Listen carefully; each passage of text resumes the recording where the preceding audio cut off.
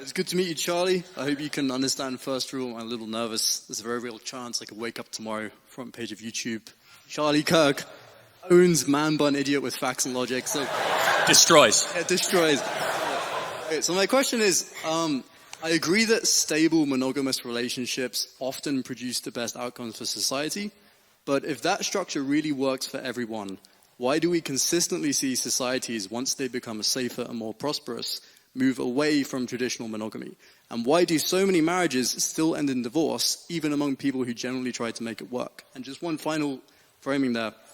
If you believe in free markets because they are decentralized and they adapt to reality without top-down control, and given the individual ability to form healthy long-term pair bonds very significantly with factors like genetics and ecologically calibrated attachment styles, why do you reject top-down control in economics but not extend that same rejection to human behavior in terms of marriage? Okay, so the first one, the second law of thermodynamics answers your question, is that it's the law of decay. Societies tend to decay against the roots that created them. For example, as a side note, here in this country, you guys invented the idea of free speech. You brought it to the world. You guys do not have free speech in this country anymore. 30 people a day are arrested in the UK for inflammatory social media posts. Someone by the name of Lucy Connolly is currently facing prison time for a Facebook post that was critical of migrants. It is normal, unfortunately, for civilizations to get away from how they once operated and how they once were. Now, to your question, does that answer the first part of your question? You were saying, why do they get away from monogamy? I want to make sure I'm answering your question. I would say I don't feel that that's a full answer. Okay, so you're asking why do they get away from what works? Is that correct? Yes. Well, why do societies make this change once they become more prosperous? Oh, yeah, okay. I mean, because prosperity leads to degeneracy, for sure. That would be the answer. And so once you are prosperous, you tend to no longer have the moral guardrails or the limitations. Let's just say you no longer have delayed gratification because you have instant gratification, because you have a surplus of goods, and then you have a decline of a transcendent moral order. The second part of the question, can you remind me, please, what the second question was? About markets? Yeah. Oh, yeah, okay. Well, for example, I believe in intervention in markets if there is something that is improper morally. So, for example, I do not believe that you should be able to scam your neighbor or have misleading advertising because I believe in a transcendent moral standard, and the same goes for my personal views on marriage. Okay, so I think we largely agree on the foundation. I would like to propose something that you might like to think about. So, firstly, I absolutely acknowledge that, again, if everyone in society was able to maintain healthy long-term pair bonds, that would be best.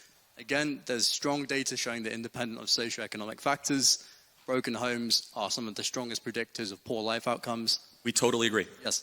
And even, I'm not sure if many people here are aware of this, but if you track, as countries become more socially egalitarian, somewhat surprisingly, rates of female depression and anxiety also spike disproportionately. So I think one of the problems here is that when you try and impose moral absolutism, inevitably, again, due to variance in attachment issues, due to industrialized culture, absent parents, screens, raising kids, around 50% of adults in the West develop attachment disorders, which make it very difficult to maintain long-term pair bonds. And then additionally, you have things like variation in oxytocin receptors, in density, in shape, also in vasopressin. There are going to be, even if there's 5% of people who feel that these rules really do not fit them, they will push back.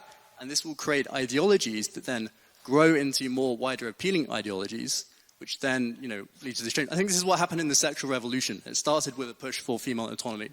And then it was almost morphed into a really exaggerated expression of pushing for maximizing individual freedom. And I think that when you try and impose moral absolutism this way, it just inevitably causes pushback. And I think if you were to, as someone with a platform, instead say, hey, monogamy is great, it works best for most people, but I also understand there are some people it doesn't work so well for, more people would hear the message that you want to push. Okay, thank you for that. That's an interesting. I've actually never gotten that question before. It's very thoughtful. Would you say you're against moral absolutism then? Yes, I would. Are you against that absolutely? No, I'm very open to having my mind changed. And so it's not an absolute thing? Well, I'm against moral absolutism. Are you against moral absolutism absolutely? No. Okay, so then you're consistent. So I think it's all just kind of. It's preference, not. It's about preference. Then you could just basically do whatever you prefer. There is no transcendent moral order.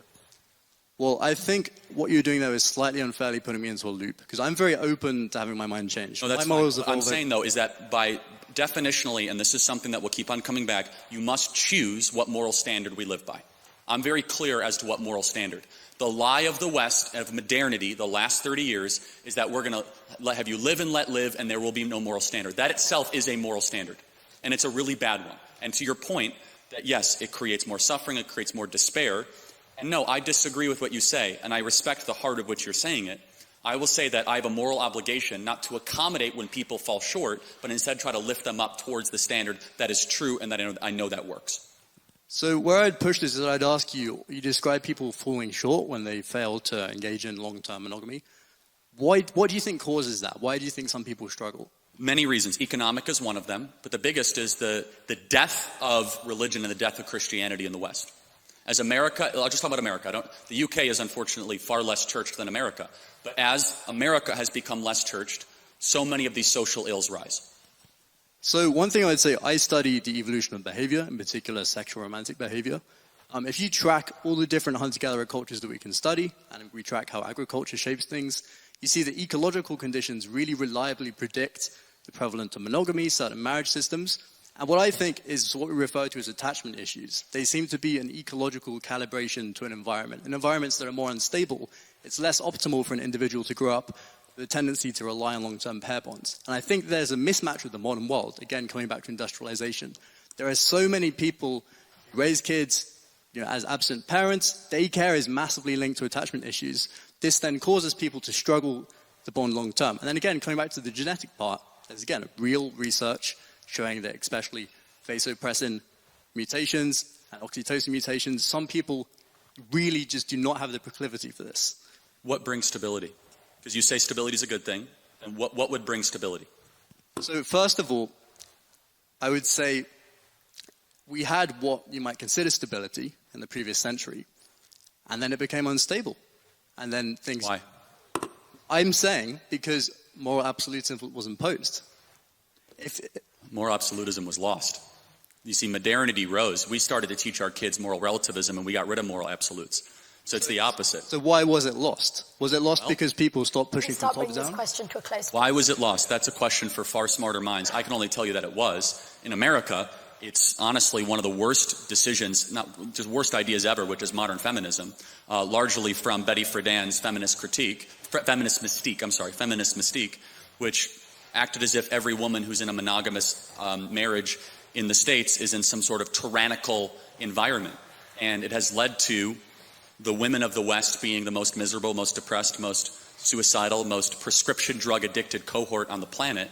And I think we need to appropriately challenge feminism and tell young women that it's okay, in fact, it's courageous to get married and have children again. I think it would solve a lot of our problems.